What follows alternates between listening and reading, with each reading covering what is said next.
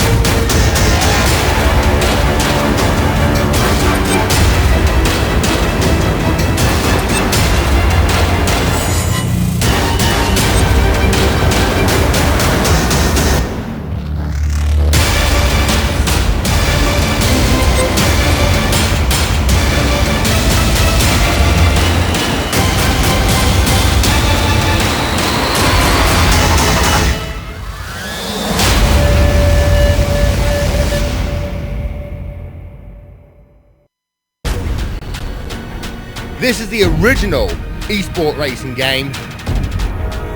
This is iRacing.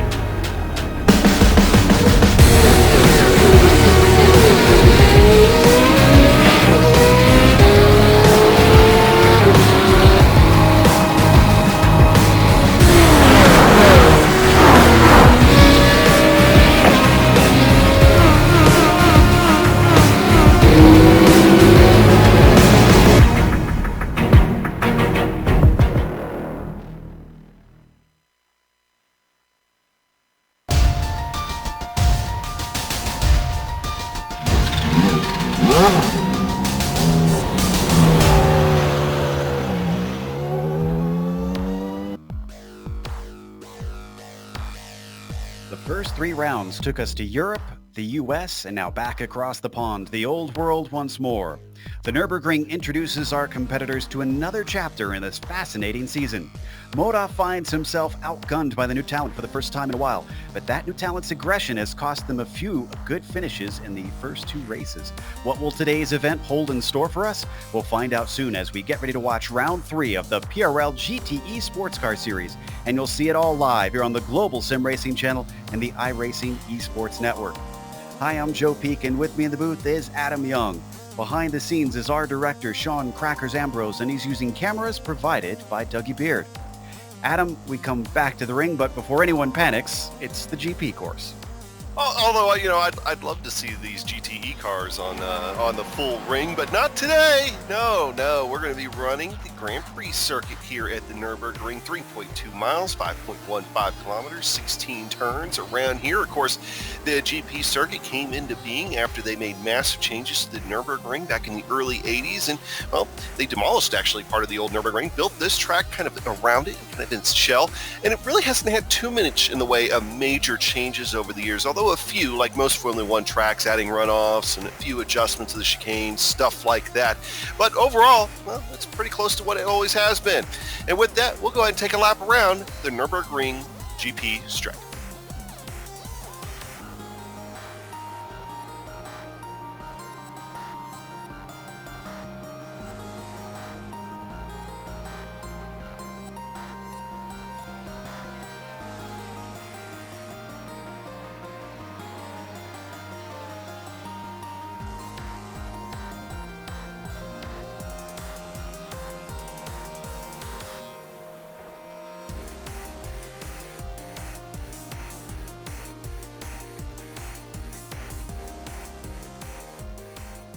Schlocker in the GSRC 4 GT, so let's do a lap around the Nürburgring. Down into How Cook, this first corner will see a lot of attempts at overtakes, but it's an incredibly sharp hairpin, so it's easy to get tangled up with your opponent if you're not careful.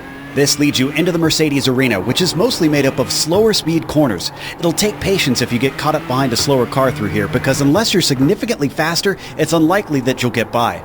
Eventually, this last chicane takes you back onto the main circuit, but there's a lot of runoff that's considered fair game to the outside, so expect to see a lot of drivers use every inch and then some. Heading down to Valvoline, it's not as common for anyone to manage a pass into it since this downhill turn takes more speed than you'd expect. If anything, it's best to use it to set up for forward, which is probably the more important of the two. As the track continues to drop in elevation, you can see ahead that we're coming up to the Dunlop hairpin. If you got a bad exit out of Fort, expect your opponent to go onto the attack into here. There's not much special to it. Like a lot of hairpins, you simply square off the exit to give yourself a nice launch. Immediately you'll be switching sides though, because you'll need the widest entry possible into the Schumacher S. It requires a little lift on the entry, so expect it to be mostly single file through this section. From there, you're now speeding towards 11, and this is another spot where a pass could happen from time to time. The paved runoff to the outside of the exit will really tempt you to carry more speed into it, but it's much more important to get the car off to the left and ready for Bilstein. If you're slow off of here, it's going to make you a sitting duck. It's a long, flat-out run through the kink and up the hill to the Vidal chicane. However, it gets sort of interesting in this little left-right jink. This is the endurance layout, so it's much faster than the Grand Prix version, which is tight and promotes overtaking. Passes will need confidence, maybe a nose ahead. From there, you've got a short burst up to Coca-Cola. It's another one where you've got to focus on your corner exit because you're now back onto the pit straight. Most drivers will be eager to set up a pass down to the first corner, so momentum will be critical. But hopefully you've now finished a lap around the Nürburgring.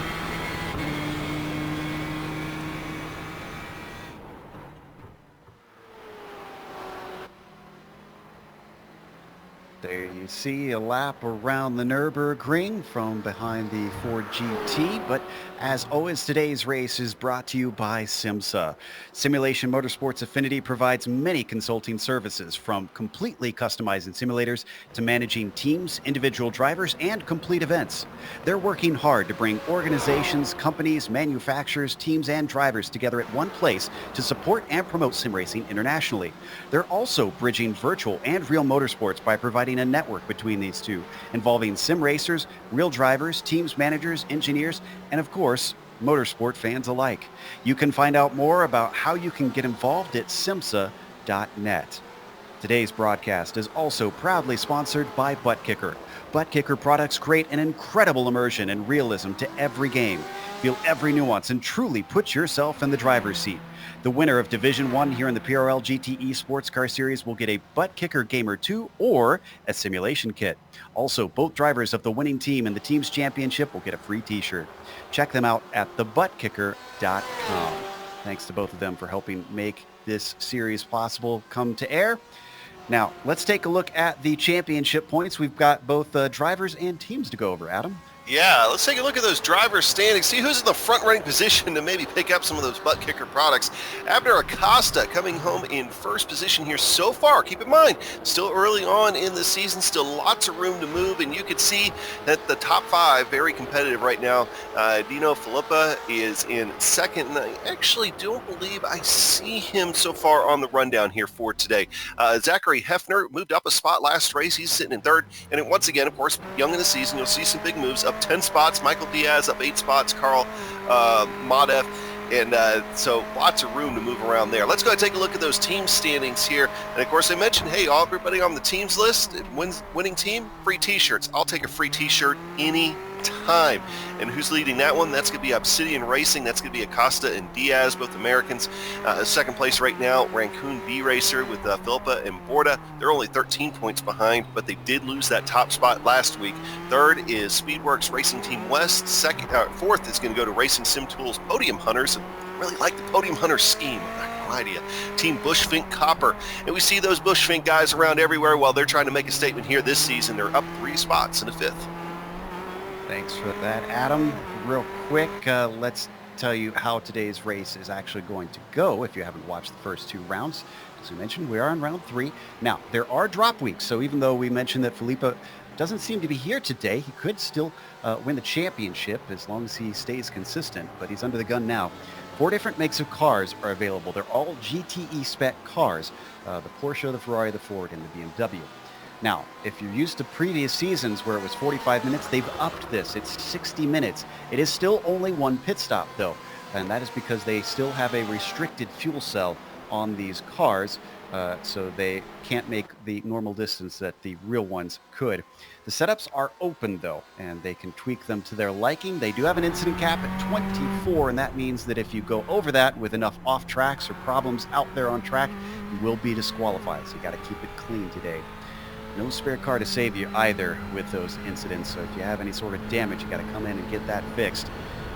And as always, this race, this series is brought to you on the iRacing Esports Network. Make sure and subscribe when you get the opportunity. All you got to do is go to their YouTube page. If you haven't subscribed already, you'll see a big red button that says so. Click that, and you'll get all of the PRL GTE Sports Car Series in your YouTube feed. Currently watching the qualifying, and currently, Caraballo is on provisional pole. He looks like he is going to try to continue his good form that he found at Watkins Glen after his poor first race there at Monza. And Monza, of course, wasn't really so much his fault. He got tipped around, but he's got some company, Adam, with some familiar names. Costa, Diaz, Flores we're seeing up there, but I do not see Modoff, our 2-time champion. Modoff hadn't even set a time yet. I mean, he laid on a 48.091 in practice, which right now, if he was able to duplicate that, that would put him up into the 5th position. But we're waiting to see if he's actually able to complete a lap here and get one in qualifying. I've got my eye on that. We'll see if he's able to actually get one down. He's not even on track at this point. And they got 3 minutes and 30 seconds left in the session. Yeah, Yeah, this is getting awful tight for him, so he's got to get out there. In fact, I think if he only got out now, he'd have time for one single lap. This is horrible news for Karl Modhoff. Hopefully everything is okay where he is. I do see him having connected and disconnected a couple times, so I wonder if he's having a little bit of issues with his internet. This is Abner Acosta, currently sitting on the inside of row 2 and has about 1/10 and a half to get up to the pole. Let's see if he can try and do something this time by as he comes up to the NGK chicane.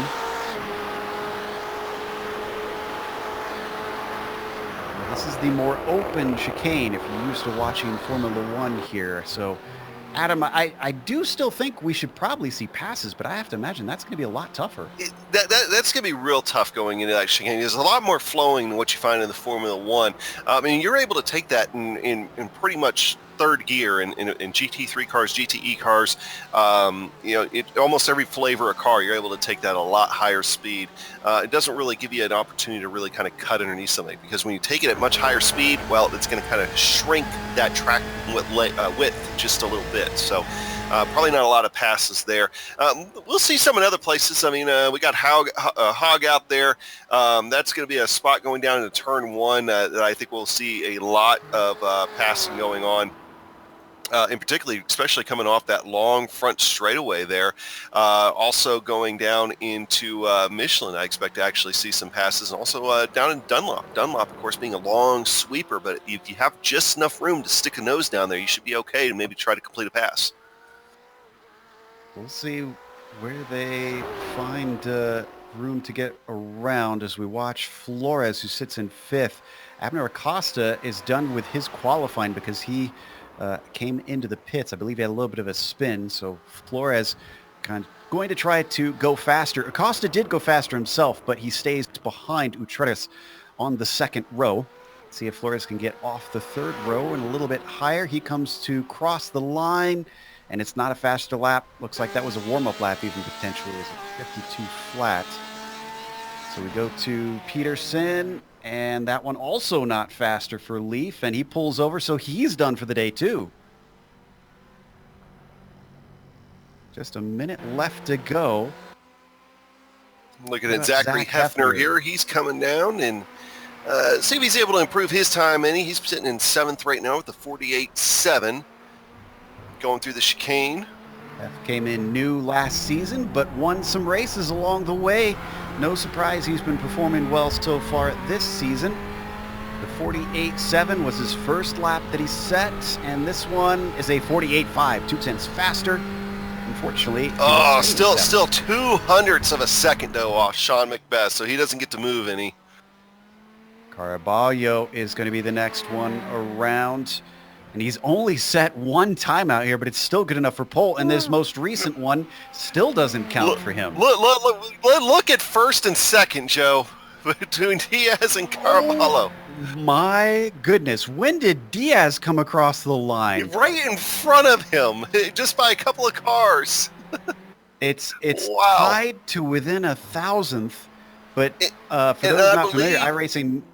Yeah, iRacing does go out a couple more decimal places that they really don't show us. I believe out to 6. Don't ask me off the top of my head just how much that is, because I'd have to think about that. But it's somewhere down there, there is a difference. The Caraballo edges out Diaz. Literally edges out. Incredible. Flores is going to abandon his last lap. So the next one coming through is going to be Tony Costello. The checkered flag has come out. So this is it for qualifying. What you're on is what you're going to get. And hopefully it's your fastest lap if you're on a flyer. So it's right on board with Costello coming through that NGK chicane, then into Coca-Cola, the last corner on the lap, a right-hand hairpin. Pulls off of there. He's currently sitting 23rd with a 49.5. And it's going to be a 49.5 as well, but only 100th faster, so he stays in 23rd. We'll go to Zachary Hefner here, see if he's able to improve his time once again. And he's going to get one more shot at it here, coming across the line. 48.5 last time, 48.9 this time, 4/10 slower. Yeah, no dice. So Andre Espinoza, who's down in 13th, could get his shot. He came across the line in time, if I'm not mistaken. From his behavior, it looks like he did, because he's going to come around the last corner. The number 87 puts up another non-lap. Looks like he had an off track somewhere. Eisler goes faster, 48.6. That bumps him up to P8. A good performance for him, and that is going to be the last of our qualifying. So let's go through your starting grid. Moises Caraballo will be starting in first, with Michael Diaz starting in second. That's how they finished last race, interestingly. Javier Gutierrez will be third, with Abner Acosta starting fourth. And then it's Jorge Flores, P5. Sean McBeth on the outside of row 3 in 6, with Zach Hefner in 7th. Christian Eisler, a late qualifying attempt, getting him up to 8th place.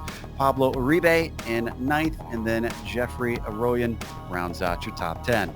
Yeah, and our entire top 10 there separated by less than a second. So just outside of that second of the pole sitter is you'll find Nick Harwood in 11th position, Leif Peterson qualifying in 12th. In row 7, Andres Espinoza and Daniel Root in 13th and 14th. Pete Mobrotten in 8th, and Anthony Pisano in 16th position. Rodrigo Munez in row 9. Alongside him will be Justin Rem.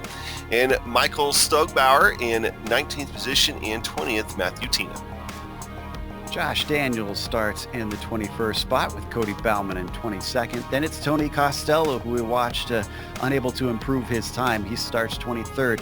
Cristobal Valenzuela will be 24th on the grid. Kenny Rodriguez, P25. Takeshi Kita was the last driver to get a time in qualifying, 26. And I see that Carl Modoff is in the session. I'm not sure if he's going to... Yes, he has gridded up. So he'll start 27th. William Laster, 28th. Corey Clark, 29th, and yes, he is in the session as well. Tyler Gilmet will be 30th, and then Joey Trungale rounds out your 31-car field here today in round 3. And Joe, I was looking at Carl Modoff there when he was kind of disconnecting, reconnecting. I think you're right. I think he was having connection issues, but it looks stable right now. So hopefully he's going to be in a good spot. And it's not the first time this season he's had to come from the back and try to get his way up to the front. So that's definitely going to be a car to watch and see how easy or how difficult or easy of a time he has about getting around traffic.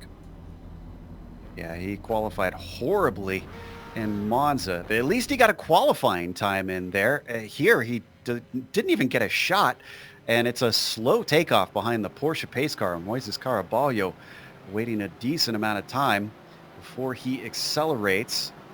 He's going to be challenged by Michael Diaz when it goes green. Let's see what kind of jump he can get, though, once the flag falls. He is giving just a long ways back to that pace car. Not sure if he's looking for some sort of jump or what.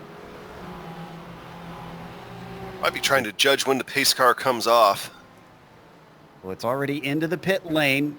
He's waiting patiently for the green flag. Now he accelerates away as he does get a good jump on Michael Diaz. We go green for round 3 of the PRL GTE Sports Car Series here at the Nürburgring. Diaz doesn't have an answer down in the first corner. In fact, he's under threat because there goes Gutierrez and the yellow car to his inside. Not sure that he's going to be able to get it done, as a little bit of 3 wide in the back, but otherwise it is a clean start for the field. Yeah, Gutierrez, he really braked very well going into turn 1, but wasn't able to complete that move. Meanwhile, Acosta and Flores going at, that's going to settle out with Acosta in front of Flores. For the most part, these things have started to settle down, getting into single file. We have to go back to 13th position before we find anything. That's going to be Leif Peterson and Andres Espinoza. They've still got some things to settle out here. 2 small loss in the first lap. Uribe and Bauman don't need to go back to it, though. They both just had a trip through the grass and kept going. As the leaders come down to Dunlop for the first time, Caraballo trying to pull away from Diaz. He's got half a second between himself and the number 45. The top 3 already getting a slight breakaway, but the rest of the pack all bunched up. And we'll see that this track will lead to some drafting, particularly going down that front straightaway. So we'll see if that helps keep things a little bit closer together through the middle part of the pack. But that front pack should have an easier time starting to try to separate themselves out. And particularly, I think here for your first 3 positions, your podium spots will start to separate themselves out here in a few. But Caraballo really running very well here to start. And you see a car off to the side going very slow. That's Sean McBeth. He must have had some sort of slowdown penalty. He just pulled over and hit the binders as everybody flew by. That jumps him down to 11th place, unfortunately, and I think he's going to have to serve a black flag. There he goes into the pits. Nope. He's coming back. Not without a little bit of contact, and even more contact behind him. Who is that? That was Justin Rame getting spun in the back of the field. And I was looking at Sean McBeth here, and I'm not sure what precipitated that, because I didn't see anything that was worthy of a penalty there to start the race. So he came, you can see he came back to the racing line after it looked like he was going to pit, and that was Rodrigo Munoz that he got into the side of. Everybody was trying to check up to stay out of the mess ahead of them, and that's what caused Rame to get hit by Tina. And you see Rame came out the worst of it, unfortunately. Tina continues in 17th. And for what it's worth, we're sitting here circulating right now on lap 2. Modoff has already gained 6 spots. Whew, what a climb. Yeah, up to 20th. And he's looking to get another one because that is Uribe in front of him, but looks like Pablo's going to go defensive down into Dunlop. This looks like it's going to be a little bit fruitless, frankly. We know the speed that Carl has, and I expect that he's probably going to be able to overtake Uribe sooner rather than later. And Pablo knows this. I mean, he's an experienced guy. I mean, he might just be trying to, just to slow him up for later, for maybe helping out a teammate or something. But there's a certain point you run defensive, you're slowing yourself down. Sometimes it's faster just to let him by. But, like I said, Pablo's experienced. He knows that. Eventually, I think he's just going to let him go. Now, Matthew Tina, on the other hand, very slow. We saw him just pass by, and he's getting past left and right here. I don't see any damage on the car, but he is definitely off the pace. So is Harwood. He's been going very slow, and something must have happened in Coca-Cola. He was going slow even before this. Yeah, it looks like multiple drivers have been having to serve slowdowns.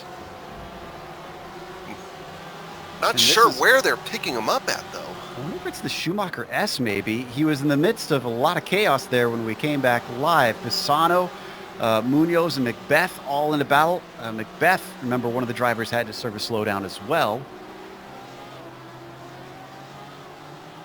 And when we say slowdown, for those not familiar, if you cut the course here in iRacing, the software automatically gives you amount of time, a penalty that you have to pay and give back before you get to a certain point on the track. If you don't, you are black flagged. So that's why we see these drivers suddenly going slow.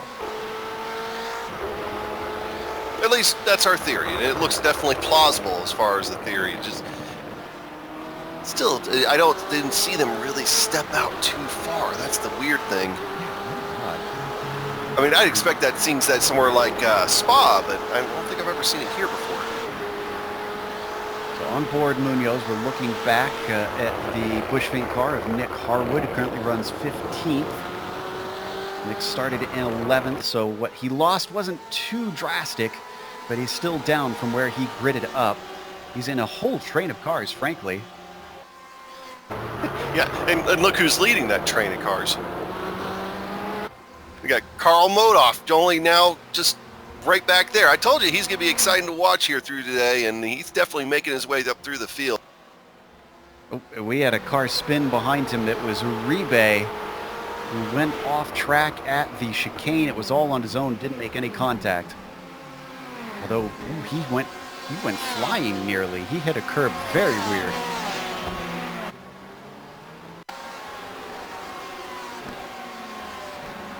And to see him outbrake himself, and then watch the inside curb of the second apex here. Woo. Wheels off the ground. Could have done some damage to the under tray, but the car's still going. I'll have to look at his lap times here in a little bit, see if that compromised him at all. Like you mentioned with the under tray there on these GTE cars, it's definitely a point that you got to worry about. And lots of aerodynamics. Lots of air runs underneath the car. They run pretty big diffusers on these cars, that's for sure. So easy enough to damage those. Let's check back in with our leaders because we haven't been up there in a while. Caraballo and Diaz are starting to run away. And they've got about 6/10 between them, but Utreras, who's been chasing, has fallen back to over a second now and is even kind of into the clutches of Acosta and Flores. It's amazing, just like in qualifying, how close Caraballo and Michael Diaz's lap times are. And then again, that second pack, Charles, Costa, Flores. I mean, you got two different distinct groups right there. And between the front two and these next three, they're all running pretty identical lap times for their pack. Curious to see if Diaz will do a similar strategy to what we've seen in the first 2 rounds, in which both times he kind of hung out behind the car ahead and tried to save a bit of fuel. Now, it bit him in the first round where he unfortunately underfueled it, had to come in for a second time.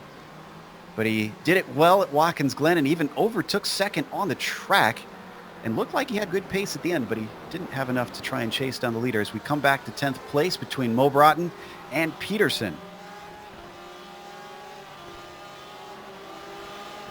This is heading through the Mercedes arena. Mo Broughton is the BMW C with the blue and white. The black and blue behind him, and the Porsche is Leif Peterson.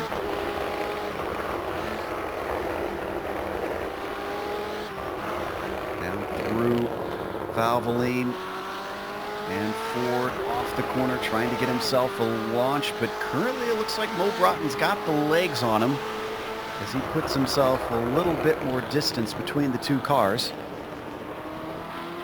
Yeah, I think what I'm looking at here and just kind of watching these guys over the last little bit, definitely have Leif seems like he's better in the first half of the track. Mo Broughton better in the second half. So that's going to be a question of which half is going to eventually win out there. But it does definitely seem like Mo Broughton's starting to pull away.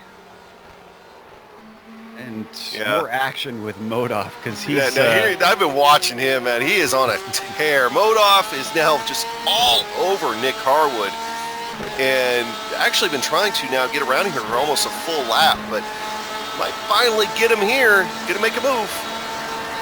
Gonna have to go the long way around. Almost gets squeezed off, but he's given space off to the grass. Stays right underneath that rear wing, through the chicane and into Coca-Cola. Squares off the corner. This could be what he needed.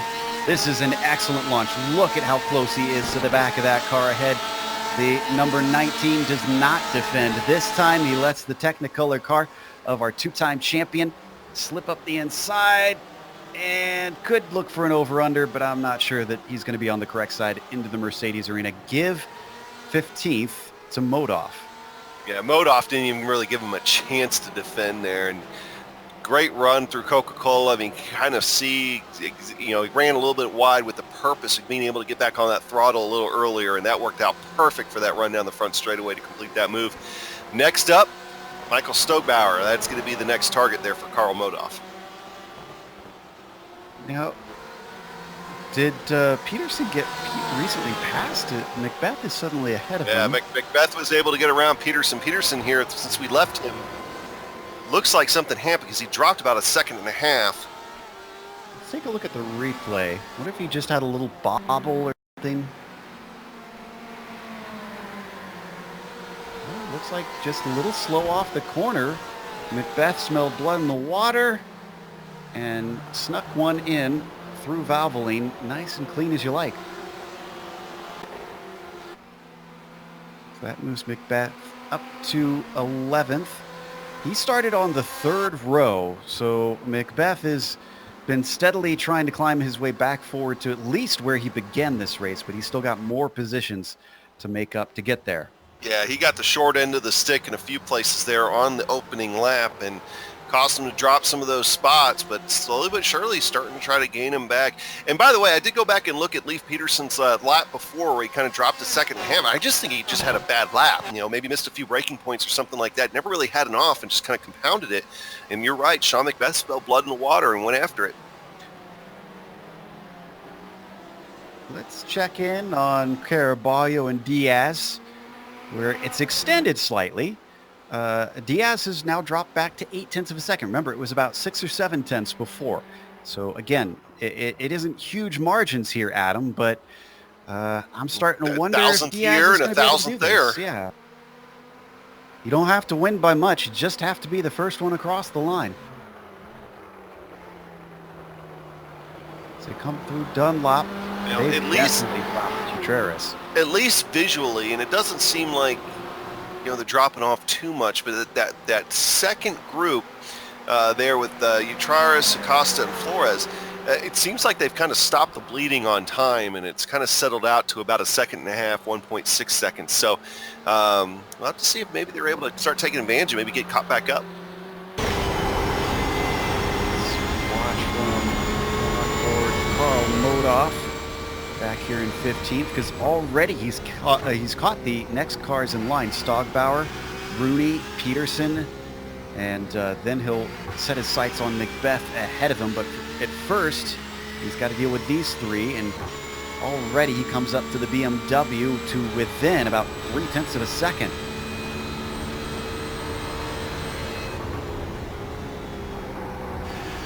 All 4 cars swinging it through.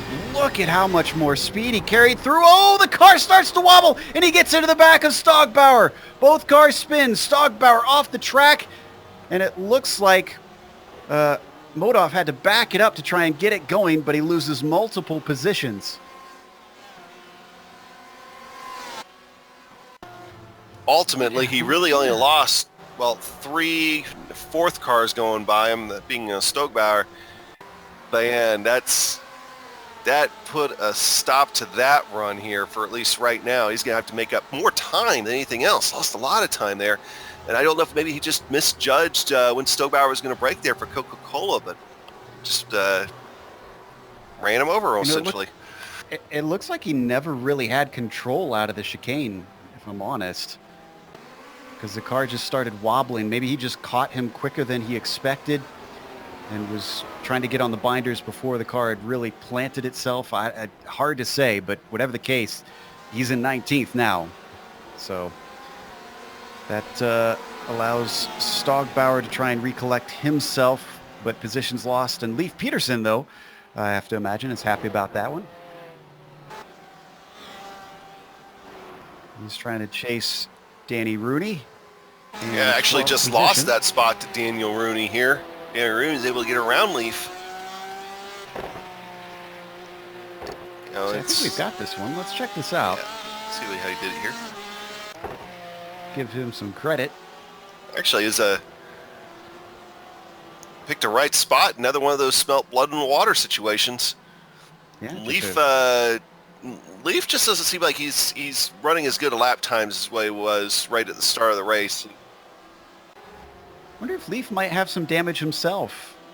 It's possible. At least the surface of the car looks good. But just to give you an example, he was able to pull 49s pretty consistently in practice. And in the race, he's only had 1 lap that was a 49 in the 49-second range. Everything else has been 50 and 51. So he's I just don't know if maybe he's that comfortable right now. Sean Macbeth fans, good news for you. Sean just overtook Pete Mobrotten for P10. So he's now cracked the top 10 and is trying to chase down the next 2 in line, Espinoza and Arroyan.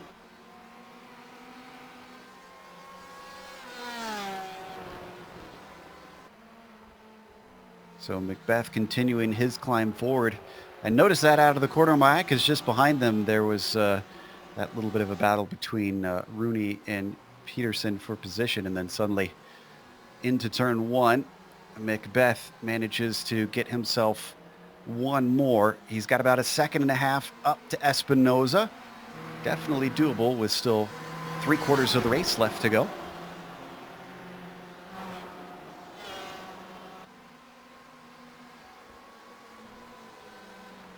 Despite all the action we've seen, only 3 cars are out of this race: Trungale, Pisano, and Valenzuela.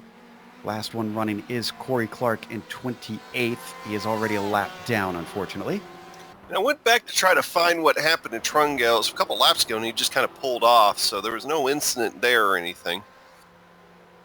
Bright yellow car of Javi Utraris currently holds the final spot on the podium, but he leads 2 other cars behind him. Abner Acosta, who really wanted a podium last time, but couldn't quite peel it away from Modoff.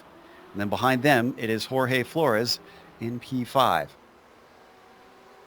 Hey, how about Andres Espinosa? He's trying to make a move here, going down to turn 1.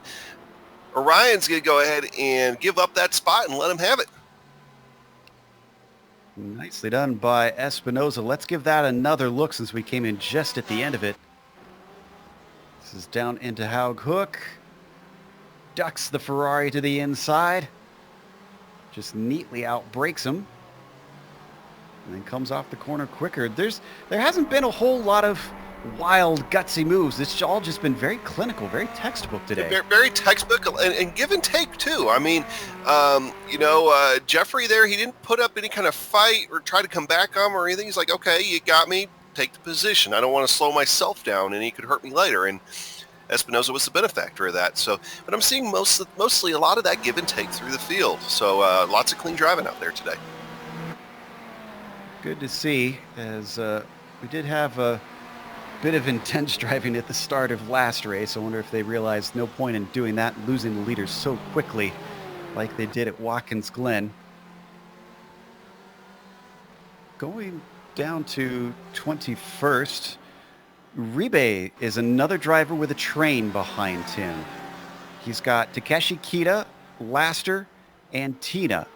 Now, Kita is one of those drivers who's kind of known in this series for qualifying at the back and slowly working his way forward with race pace. He hasn't done anything to write home about today, going from 26th to currently 22nd. He was 21st at the start of this lap, but he's lost out to Uribe.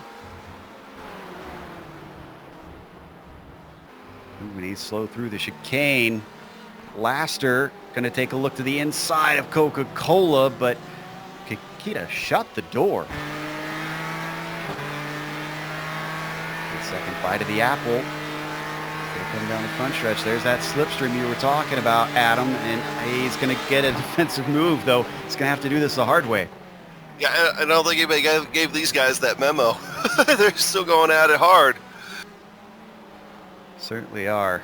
Great job by Kita holding on to that position. Laster has to regroup and try again later as Tina watches on from behind them. Laster, one of the few running the Ford out here today. Still not a popular car, sadly. Yeah, I think I counted 3 Fords out there earlier. And he does get Kita this time down into Valvoline. Sends one into the corner. I didn't think that he was going to be able to make that stick. And finally gets himself up into 22nd. Kita losing 2 spots in 2 laps.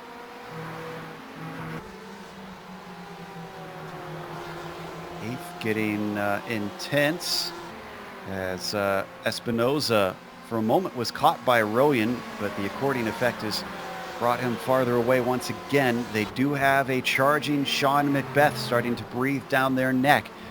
But one thing we've seen in all racing, Adam, is that, as Macbeth comes in, I was about to say, the farther up the field you get, the harder it is to make those passes. He's right in that pit window, too. So it's interesting. Maybe this is just a strategy play. It could be. That could play into exactly what I was just talking about, that if it gets harder to try and pass the faster cars as you go higher up the field, maybe jump them in the pits. So he comes in as our earliest scheduled pitter.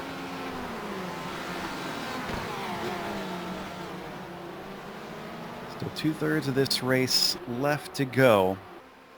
And most cars are starting to get their own little bit of real estate. You could see even our battle for third with Utreres leading Acosta and Flores. Though close, nobody's really been much closer than this for a good chunk of the race now. Yeah, those guys there, they can't get away from one another. And, no surprise, they're all driving BMWs. I mean, 4 of your top 5 right now are the Beamers. Certainly seem to be faring well at this track. Those and the Ferraris have taken up the top, looks like 10 spots I'm seeing before you get to the first Porsche, which is Daniel Rooney. chicane once again. None of these drivers taking an early stop. They're going to elect to continue to stay out. Which, by the way, Sean Macbeth returned in P25. But he should be set to go till the finish. You know, the best part about what he's got right now, though, I mean, is at least for a while, he's going to have some clean racetrack to get ahead of him. And, you know, the next car he's going to have up is going to be Tyler Guimete, but then he's even got a long way for the next car before him. So these guys could very well be in their scheduled stops by the time Sean Macbeth even has to worry about passing anybody. You know, I wonder if there's something wrong with Takeshi Kita, because he just got overtaken by Tina. He's trying to come back at him as they come through the Haug hook, but he's on the outside, and he doesn't have enough of an overlap into the Mercedes arena. But yet another position lost by Takeshi. We'll need to go back for the replay. He unfortunately just got outgunned out of the final corner. In front of them, how about William Laster? He's not done with his climb upwards. Uribe is next on his hit list.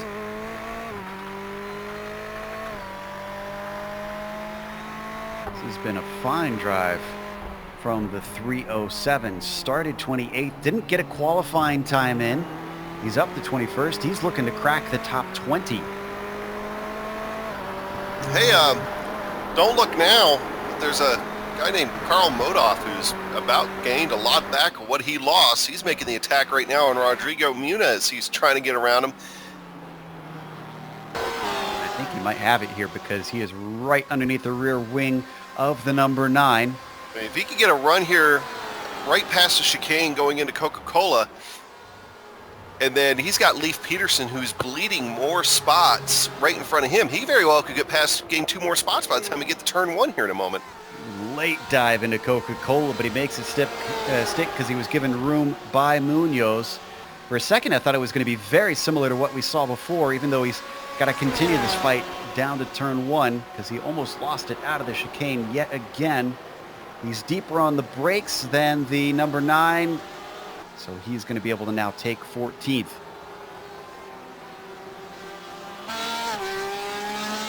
Looking on board, Leif Peterson looking back over his rear wing, and well, I have a feeling Carl Modoff's getting ready to look a lot bigger through this view. Yeah, if Leif isn't sweating, he's going to start sweating in a minute, because that is a 2-time champion who is in a hurry trying to overtake him. They come out of 4, a little bit off the apex for Peterson, much tighter in for Carl Modoff, and that allows him the chance to think about a pass. Does he want it? Nope, not quite yet. He's going to stay behind through Dunlop. Nope, over under though. He took that run, went with it. There he goes. Makes it look easy. This has been a phenomenal job by the 948. Not sure that he's going to take another championship this season, but when he wants it, he certainly knows how to get the bit between his teeth. And there, he's going to be on Nick Harwood here before too long, too. And that's about the spot where, you know, we saw some action around Nick Harwood earlier, so Modoff will probably want to try to make quick work of that. He's got a lot of open track, though, once he starts getting past these guys, so that's going to help him out quite a bit. And I also wouldn't be surprised that Modoff is one of the early takers here at some point. But these guys would figure they could probably go about 40 minutes on fuel, so that's still about another 14 minutes to go that they've got as far as usable gas in the tank, we believe.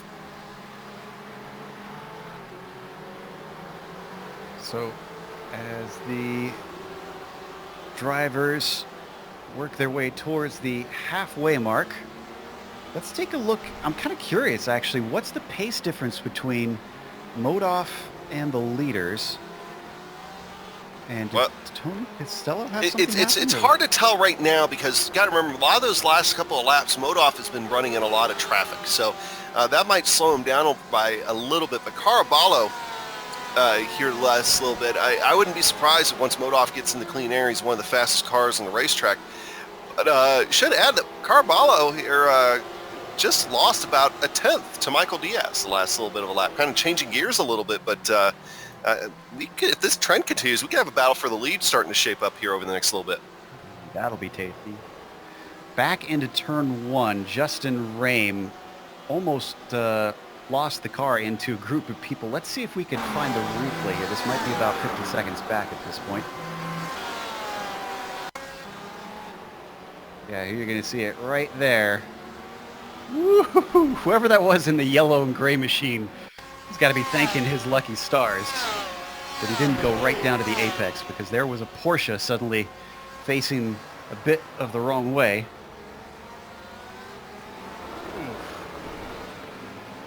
Raymond himself has to feel a little lucky. That put him down in 16th. William Laster gonna be looking for another position. In fact, I think getting it. So Laster up to 19th now as he overtakes Josh Daniels. There's Laster in the Ford and Daniels in the orange Ferrari behind him. Let's take a look at that replay. Talked about the difficulties trying to make a pass into the NGK chicane. We've seen very few successful ones so far this race, but this was a good one. Just a move with confidence, and you know, realize there wasn't any point in contending it, so he had the corner, let him take it, clean through the chicane. Absolutely clean. Laster never looked out of shape, is a little bit out of shape there coming out of the Mercedes arena. Josh Daniels still trying to collect that car. I'm telling you guys, though, up front though, Diaz, he's right there. This is getting close here, Joe. I think about 6-7 tenths of a second now, and that's been closing the last little bit. He's definitely in the slipstream now. Here you see the gap on screen between first and second place. So who's going to try and blink first? Come in. Ooh, for he did not have a good exit of that chicane. That being Carabao. That cost him a tenth or two at least right there. Behind them, speaking of a tenth or two, Acosta might have an opportunity on Utreres for the first time we've seen all race. He is within the slipstream. They're coming down to the Haug hook. He hasn't ducked out of the racing line yet, though, and he's going to stay behind. Thought for sure he'd maybe have a go. Still staying right glued to the rear bumper of the number 10. They are being chased by Flores and the green BMW that you see behind them. Green and black of the Speedworks team.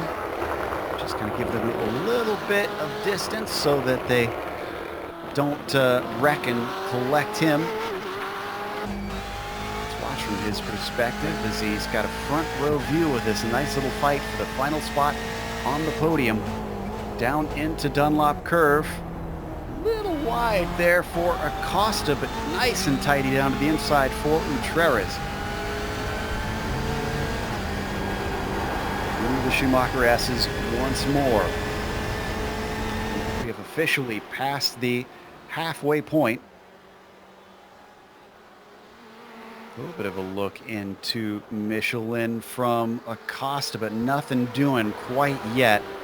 We're not missing anything up at the top. They're just holding station up there. Contreras starting to respond slightly now, pulling something of a gap on Acosta compared to the start of last lap. Maybe it's this last corner he's struggling with. Let's see if Acosta gets any closer. He does in mid-corner. Off the corner, not particularly great, unfortunately, for the number 5. So not going to get the same opportunity that he got last time down into the Haug hook. And Utreres knows that he ducks it down to the apex and continues on as we watch this battle for third place.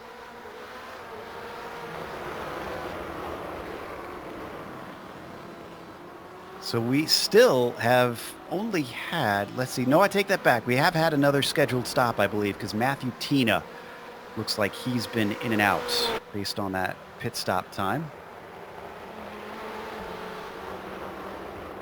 Otherwise, it's just him and Sean McBeth. McBeth running 23rd. But really, I think you called it, Adam, that this was a great move from him to try and jump a lot of the cars up at the front, because he's passed, I think it was Gomet, but other than that, he's got 10 seconds ahead to the next car. So he's just running in clean air, nothing but clean air. Yeah, and these lap times that he's running are pretty comparable to what everybody else was running at the start of their runs at the beginning of the race. So I think he's going to be coming out in a very, very good spot once everything's said and done. Battle for a spot here on screen. That's Rooney you see chasing Mobrotten. If they battle too much, they're going to get a friend.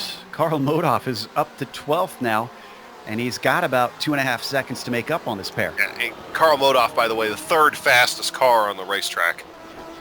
I'll give you a clue who the first two are, though.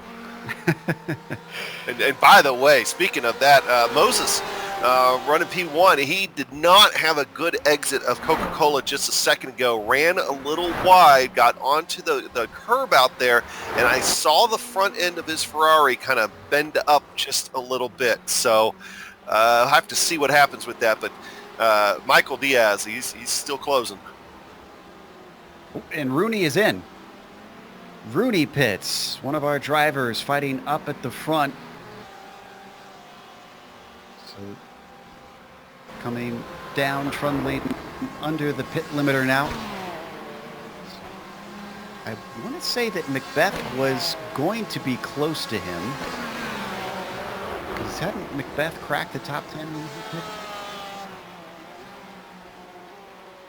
He's coming around the final corner now as Munoz also in the pits. Rooney stationary. They're looking for 12 to 14 second pit stops. 13 seconds is a nice number for him.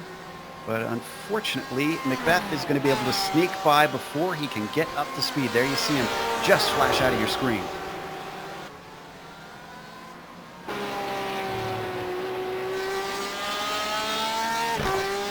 I think that was a solid strategy play on McBeth's part. Rooney returns 22nd. McBeth with that position now comes up to 21st and is the highest of our pit stop takers. Ooh, did Diaz cut this down again? It is back down to half a second. He's telling you, he's Caraballo, he's beginning to feel the pressure that Diaz is putting on him for sure. He's still fast, but he's not running as clean a lines as what he is. And right there, I mean, Diaz just closes up right underneath him going through Haug, but it just doesn't seem like he's just as smooth. You know what I mean? Just looking at it. I know exactly what you mean. Wonder if he's got Moises a little rattled. Oh, more of our top drivers coming in. We are getting close to the end of that pit window. So Utreris, Hefner, Arroyan. We're finally going to start to see exactly where McBeth comes out in terms of his strategy. He's coming through the NGK chicane right now. Utreris is out first. And he is well ahead of McBeth. Hefner out as well.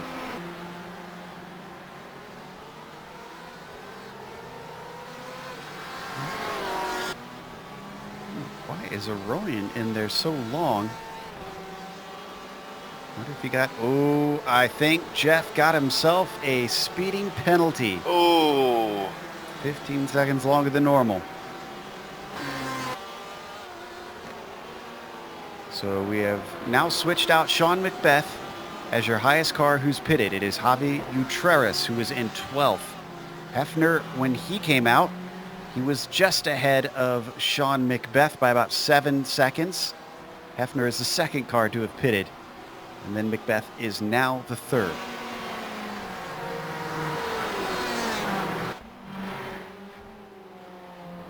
Taking a look at Zach.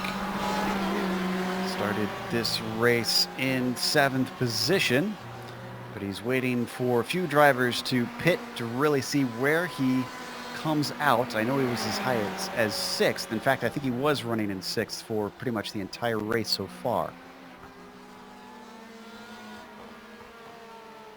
Still no stops from our two leaders, and still half a second between them. Significantly, they have left Abner Acosta behind, who is currently in third. By about 6 seconds. Yeah, Pete Motrotten in the meantime in. It's like as soon as Diaz started getting close, it's like they kicked on the afterburners and started getting after it, and it really started to separate themselves out. Down to his stall, Motrotten comes to a halt. He's going to have a little ways to go before he can get off that pit limiter and get up to speed, so he's going to lose out to Hefner. He's going to lose out to Macbeth, though. This is going to be a little tight. Nope, Macbeth is clearly by.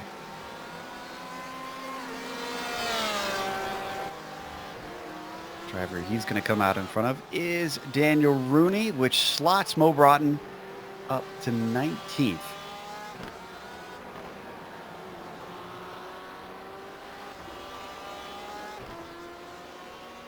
The driver who used to win a number of races often in this series is the 727 of Christian Eisler. And I feel kind of bad because sometimes we use him as a marker for the level of talent. But this driver who used to fight for victories is currently 14 seconds behind the next car up, and he's running P5.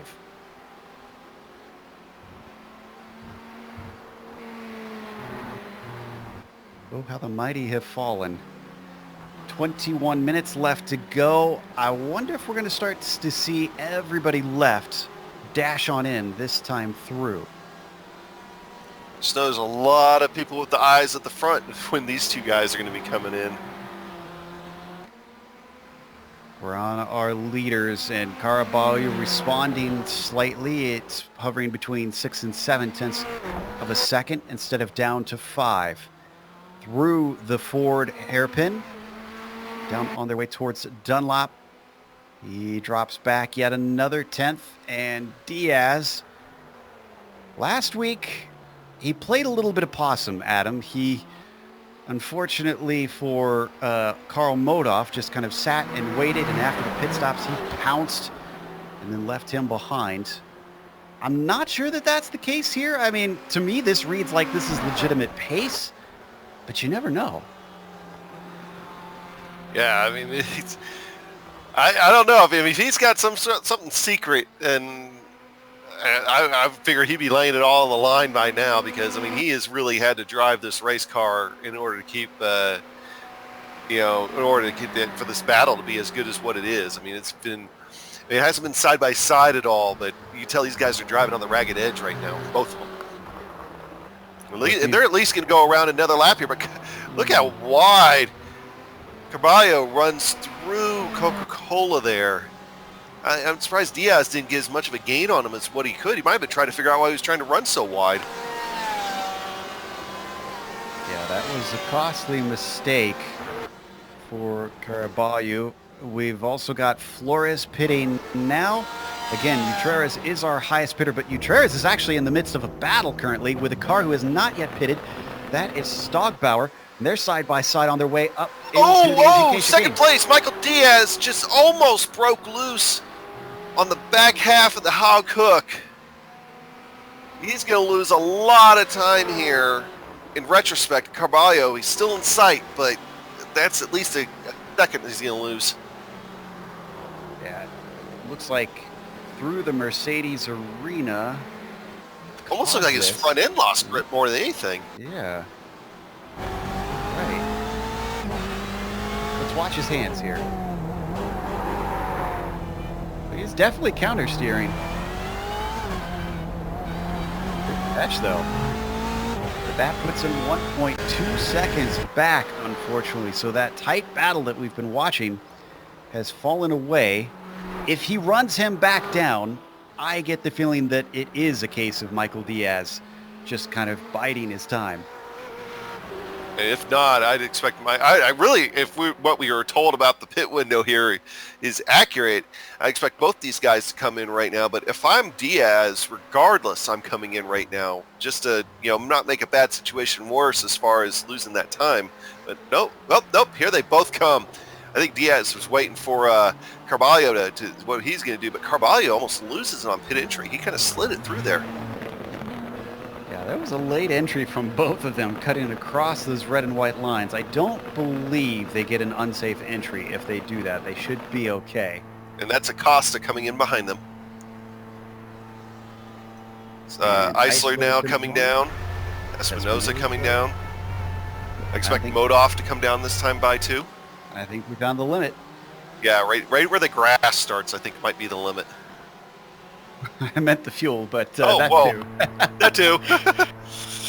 Both count. It works. Yeah. Karl Modov comes on in. And where is he pitting from, actually? 6th place. Some of that will be handed back as we're going to have Flores go by. Utreres will get by. Zach Hefner slinging around Coca-Cola. Modov, though, with him not putting a qualifying time in, his pit stop slot is all the way towards the back. Eisler out. And Modov is out, and he is going to be 10th position. Not a bad recovery.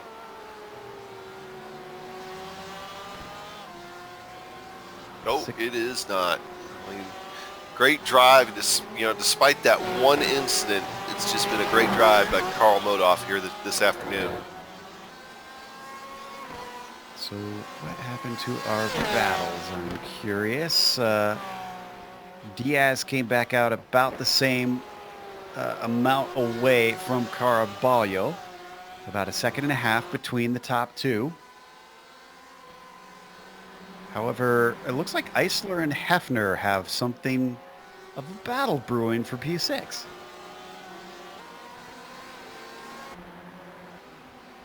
This is down the backside of the course, out of the Schumacher S and into Michelin. Car that you see just behind them from time to time, that is the Ferrari of Andre Espinosa.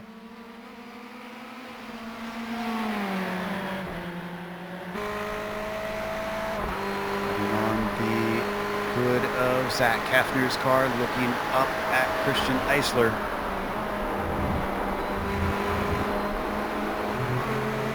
He's getting awful close too. Zach looks like he is eager to make this one happen quick. From under the rear wing of Christian Eisler, he gets a decent run. I don't know if this is going to be good enough though. Going to stay in line down into the Haug hook. Once again closes.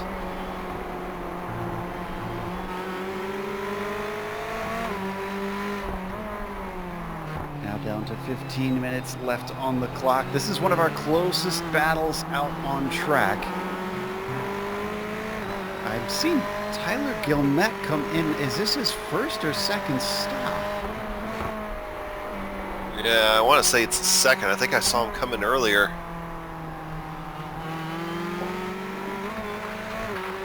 That is a shame that he's got to spend all that time trying to play makeup. Still on board with Zach Hefner, looking ahead through the Dunlop curve on Christian Eisler. Hounding him at every corner. The question is, can he elicit a mistake out of the Hispano-American?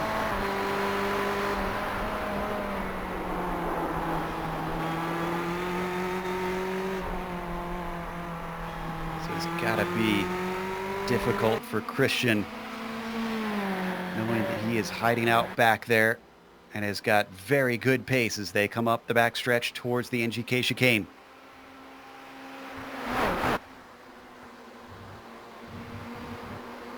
Still have 26 drivers running here today so far. Ooh, getting all the closer. This is all he needs, is this good exit off the final corner. Hefner gets it. This gives him the slipstream on Christian Eisler. So Eisler defends down to the middle of the track, down fully to the inside now as he tries to come back. But look at Hefner on the brakes, locking up the tires. Both of them with puffs of smoke around the apex, and around the outside is going to be Zach Hefner with a gorgeous move. Yeah, I really felt like Eisler was starting to hold him up there a little bit. I was wondering when Hefner was going to make that move. Took his chance going down to how just nailed it. At least his brakes feels like he just nailed it. Yeah, I'd say so. Did we miss something with Espinoza? I see him grayed out. I wonder if he just had a connection issue here. Yeah, he just completely disappeared on my screen. I do not see a... Ooh, we're hearing he might have gone over his incident limit because I don't see a manual disconnect. Hey, here's a good battle shaping up between two guys that we've been keeping an eye on through the day. Sean McBeth, Carl Modoff. Modoff has just ran him down here the last little bit. Oh, is this a perfect storm? We've got Sean McBeth trying to get back to 6th place. He's almost there in 8th. And we've got Carl Modoff trying to make up for a lack of qualifying due to internet problems. So which one has more willpower in this situation? Who wants to get higher up in the field before the clock ticks down to 0? Mighty fast.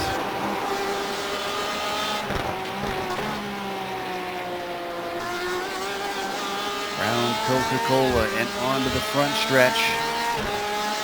Eisler staying within the slipstream. I get the feeling that he wants to at least make an attempt. He's a little far back. He gets his nose down to the inside, but then comes back to the racing line.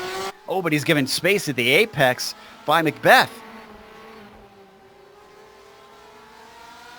Two guys racing hard, but still giving each other room. Modoff, though, here is going to sneak his nose in. Wow. That is rare that you see a pass coming into one of the corners in the Mercedes arena. He goes the long way around out of the Mercedes arena to give himself the inside down into Valvoline. He is fully alongside his rival, and now he is fully past Sean McBeth, who gets shuffled back to 9th after gaining so many positions. These guys in front of Carl Modoff now, that's going to be Eisler and Hefner. They're running about a second slower than what Modoff is, so he should have time to catch them before this thing is done. This is going to be great because we've seen Eisler and Modoff go back and forth before in seasons past. But that battle having settled out, I think we've got some time to run through the fields and get everybody up to speed on what the stories have been so far. Let's go up to Caraballo. Ever since the mistake that we saw from the car behind, our leader has been inching away once again. We saw this at the start of the race, and he's repeating the feat now that he's broken the draft. But Diaz hasn't given up. It is staying within about 1.6, 1.7 seconds. All it takes is a little mistake, just like Diaz did from Caraballo, and Caraballo, excuse me, I'll get the name right eventually. Diaz could be on top of him with the slightest of errors. 3rd place is Abner Acosta, who just hasn't had the pace for the front 2 cars, but has been running very good pace still. It's just he unfortunately has a deeper talent pool now to deal with, and Jorge Flores runs P4 in one of our closest fights at the front, half a second separating him and 5th place Javi Utreres.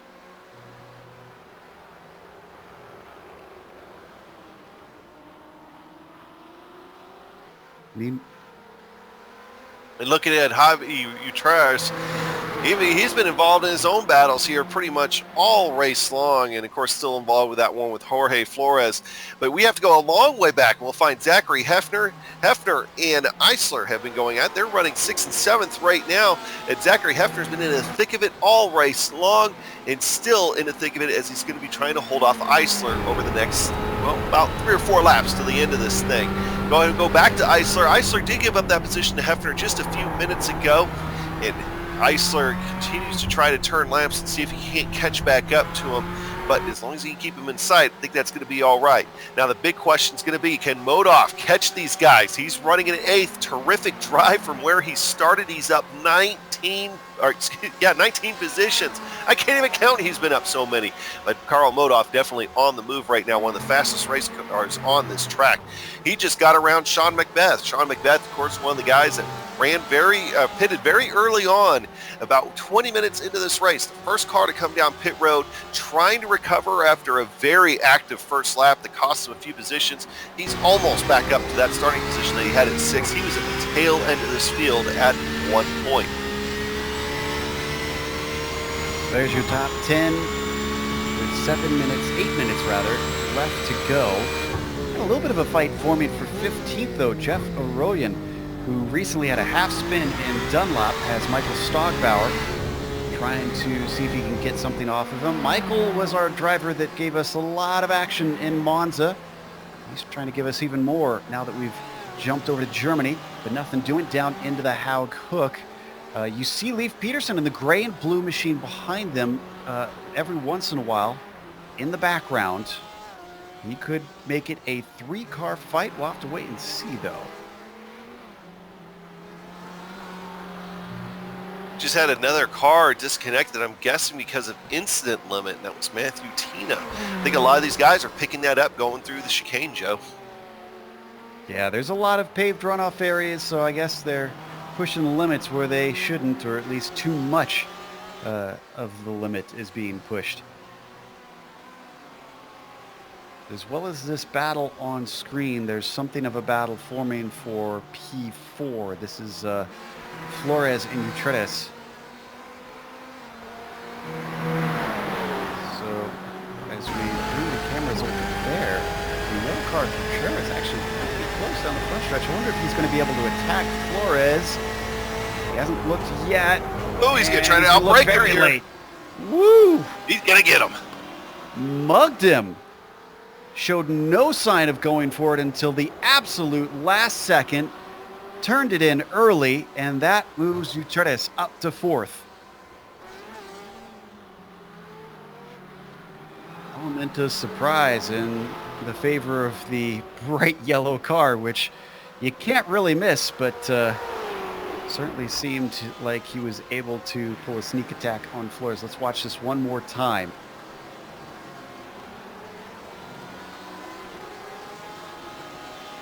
He just, classic outbraking maneuver. He waited real late to show what he was going to do, but at the same time, Flores, I think, he was almost expecting that move to happen, so lots of room given.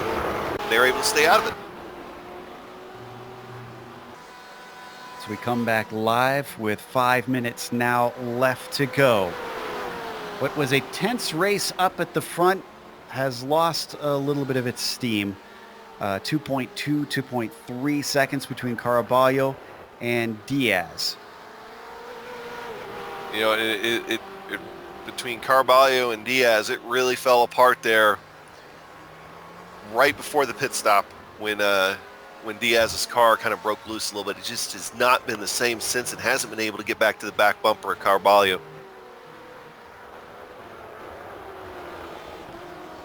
Stogbauer with some issues. He's off the track, and this was of his own doing. He was trying to catch a Royan out of the Ford hairpin. So you can see the results of that. Yeah, Here we go. BMW is not an off-road vehicle. Well, he's tried to make it one, and the gravel and the grass didn't like it. Bad bounce. Hard into the Armco. He eventually gets going, but he's down to 22nd, which is something of a shame considering how he was running.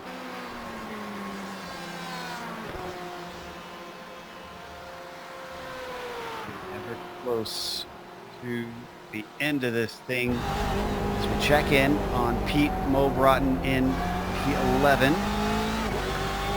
Daniel Rooney just ahead of him. There you see the BMW up ahead.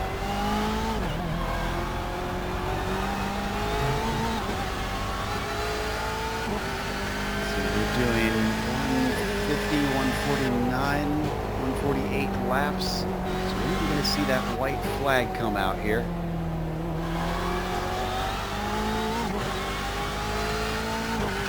Maybe 2.5 left to go for the drivers out on track.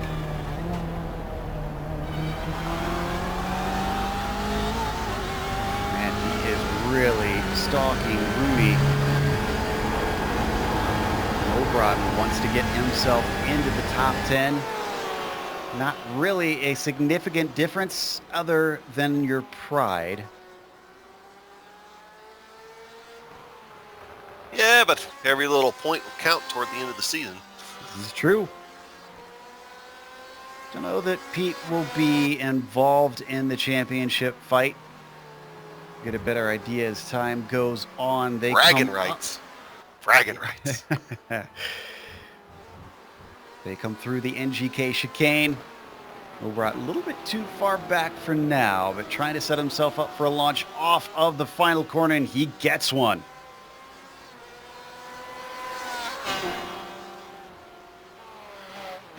Gonna tuck up to the rear bumper, look down to the inside, tries to outbrake him. We've seen this work once before, and it's gonna work a second time. Pete Mobrotten now up to 10th position.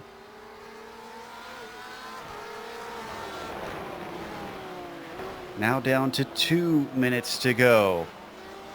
Where is our leader? Going to be white flag this time by for Moises Caraballo. It's up to 1.8 seconds ahead of Michael Diaz. Unless something drastic, unless some lap traffic severely hampers the number 827. This is basically his for the taking.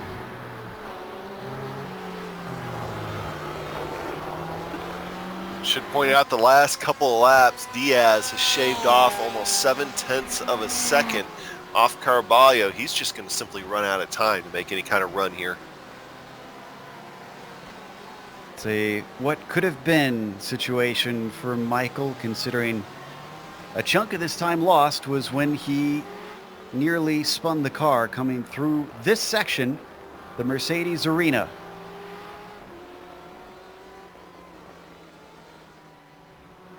And by the way, Modoff is on Eisler's back bumper now to try to take 7th position away. So that's going to be a battle to watch here over the course of the last lap after Caraballo crosses the line. Looking forward to this fight between these two. The 948 looking to overtake the 727. The only unexpected thing is that it's for the bottom half of the top 10 here that they're fighting for. Oh, what a change one season makes. 2 seasons ago, if you're just joining us, the reason why we're focusing so much on Carl is not just because he's a 2-time champion. It's his first championship he won by winning literally every single round of that season, all 10 races. As we jump back to Moises Caraballo, he's looking to go 2 for 3 at the start of this season, and I think this green and black Ferrari is going to be able to do just that. He's got Cody Bauman up ahead of him. He's in 24th and has not gone a lap down yet. We'll see if he lets our leader by and has no interest in completing that final lap, but it doesn't look like he has any interest in handing that over, because here comes Moises Caraballo for win number 2 here in the PRL GTE Sports Car Series. Diaz will pick up the second. Acosta's coming home in 3rd position. A well-ran race by him, and Ucharis in 4th, and Flores is going to round out the top 5 here, Joe. Remember watching Eisler with Modoff. Well, Modoff fell back, and now it's between Hef and Eisler. But it's almost a second between them. I'm pretty certain that Hef has this, and indeed, the 1-2-3 car is going to get himself a nice little 6th place, followed by Eisler in 8th and Modoff all the way down in, 7th, and then Modoff down in 8th behind him.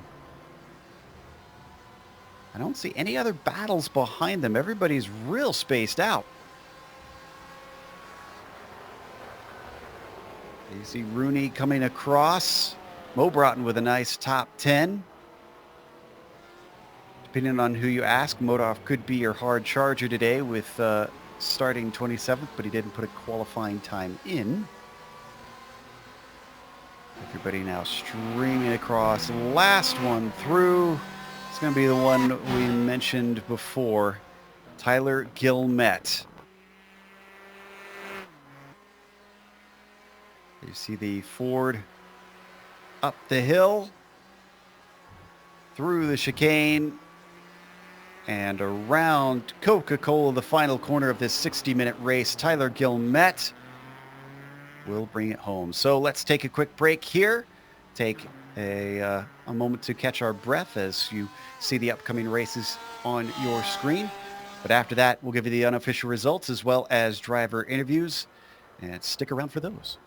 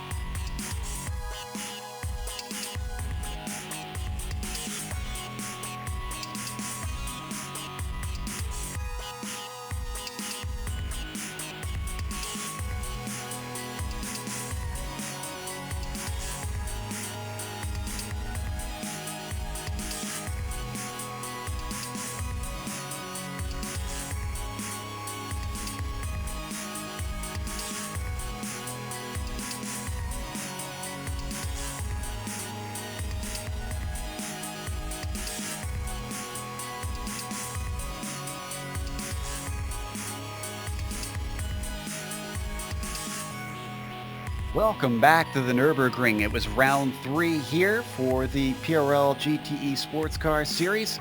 And Moises Carballo, when he didn't have someone spin him on the first lap, well, the last 2 times he's won the races. So 2 for 3 for the 827. Michael Diaz finishes second behind him, not too far back. He kept him honest, but didn't really seem to have the best pace for Carballo, especially at the end. Abner Acosta well back there, 6 seconds behind the leader in 3rd place, and Javi Utreras with a good fight to take 4th at the end ahead of Jorge Flores.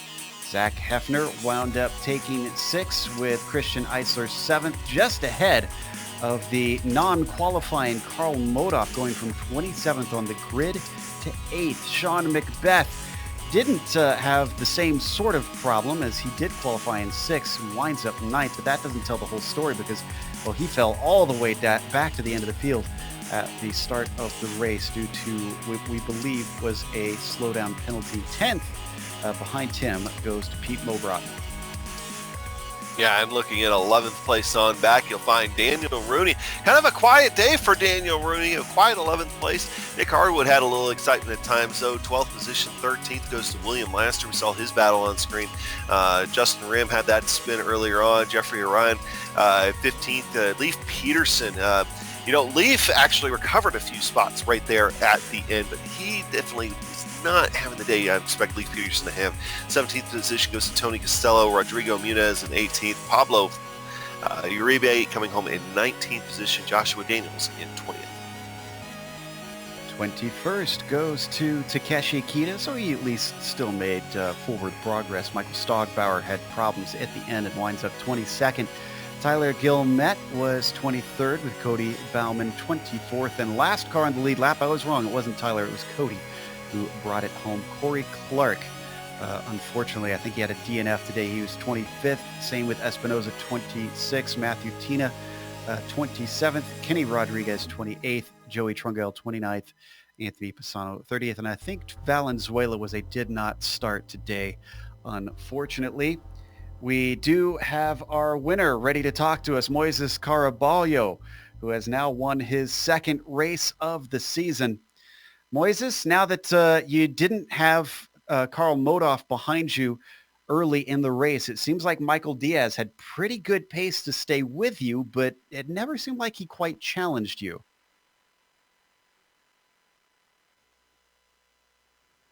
Hello, everybody. There we got you. Was a very difficult race because Michael has a good pace and I have to push a little bit more. And lap by lap, he was like doing the same laps with me, the same rhythm of race. And I have to push a little bit more before the pit stop so I can get a gap and have to maintain that gap. You've now really shown that you're forced to be reckoned with. I get the feeling that if it hadn't have been for the incident at the start of Monza in the first round, you would be 3 for 3 now. Do you feel the same way? Racing. I don't know if in Monza I can get that race win, but I will do my best in the rest of the champ. I can't drop any more race, so I have to be very constant in the next race. Well, 2 wins in a row is definitely very constant. Is there anybody you'd like to thank before we let you go? Yeah, I would like to thank to the Euphoria DriveX racing team. Thanks to all the guys of the team that I represent. They helped me with the setup, with the race pace, everything. And guys, this win is for you. Oh, that's great to give that one to the team. And that is our winner, Moises Caraballo. Very gentlemanly driver, apparently. Adam's going to talk to our second place finisher, Michael Diaz. Hey, Michael, congratulations on a second place finish here for today, but I have to feel that there was points during that race where you felt like it could have been more today. Go ahead and tell us about it. Hi, guys, first of all. Yeah, I was pushing really hard. I really couldn't find a balance all week for the car. At some point, I got close, but then I almost lost it, and then that was basically it. Yeah, that's kind of what I noticed up here in the booth. But even then, while you were there, though, you were definitely making it tough on Moises there. And, he even complimented you, said, talk about your pace and everything else. What can we expect here for you next few weeks? Are you going to be able to duplicate these finishes you've been having? I hope so. The calendar, I don't think it really suits me besides Monza and maybe Le Mans. For example, I never driven the BMW at this track, so it was really tough all week. But anyways, Moises had like a excellent pace. I did my best, but I couldn't really match it. Well, either way, though, still a good show here for today, up front all day long. Anybody you'd like to thank before we send you off here? Just all of my friends at... Actually, never mind. Okay. Well, hey, Michael, hopefully we'll get the chance to talk to you next week. Oh, yeah. First, I like to thank LB. He helps me a lot, so thanks. All right. Well, there's Michael Diaz there for you. Yeah, our second place finisher. Third place goes to Abner Acosta. He was in a battle for that third for quite a while, trying to chase down Javi Utrez. Abner, do you think if it wasn't for having to try and overtake that that third spot that you could have kept up with the leaders, or was that everything that you had? No, that was definitely everything I had. I think I was slightly faster than Javi, but just not fast enough to pass him. But yeah, I was definitely going all out. It did seem like for a while that second group that you were in, those three cars battling for third, were almost at a bit of a stalemate. Was it tough to pass out there today? Was the wake pretty bad in these cars? I think I don't think it's just that it was tough to pass. I think everybody's pace is just almost equal. And I think that's the main reason. Everybody was just so close in pace, except the first two, I guess. But it was just a really close. The next round is going to be up in Canada at MotorSports. And speaking of difficult to pass, that is a very fast and very punishing track. Do you have a good history there? Yeah, I actually like that track. I think out of the schedule, this one was my toughest track. I did so many laps. I'm glad we're moving forward from here. But yeah, I like the next. The worst is behind you then. Well, congratulations on another podium. Makes up for just missing out last week, and can't wait to see you in Canada. All right. Thank you, guys. Thank you for hosting. That was Abner Acosta, who was a fourth at Watkins Glen, fighting Modoff the whole way for that one. That's going to wrap things up for us today with a big thank you to our sponsors before we go. The first one being Simulation Motorsports Affinity. Again, you can find them at SIMMSA.net if you want to see what they can do for you, rather, in the world of sim racing. And also to ButtKicker. Their website is thebutkicker.com. And again, we've got some prizes on the line from them here in this series that the drivers are competing for. Also, thanks to iRacing for putting us on IESN. Make sure and go and subscribe to them. All you got to do is go to their YouTube page. If you're not there already, click the big red button that says subscribe, and then you get all of the PRL GTE sports car series in your YouTube feed. Thanks go to the companies that provide the software and hardware for our broadcasts listed here on your screen. And additional thanks go to June Lalonde, who provides our wonderful music. See the screen for how to get a hold of more of her great work. Thanks to the team today, Adam, Sean, and Dougie. If you'd like to find out more about GSRC, including upcoming races, you can find it at globalsimracingchannel.com. We're also on social media, including Twitter at GSR Channel, Facebook at Global Sim Racing Channel, and Instagram at GSRC_Graham. As we mentioned, going over to Canada, boy, we keep zipping across the Atlantic here. It's a good thing we don't have to pay for plane tickets. We'll go to MotorSports for Tuesday, July 9th. That'll be at 9 p.m. Eastern. We also have upcoming races for other series listed on the screen, so check those out and mark them down on your calendar. But until next time, race clean, race hard. See you on the track.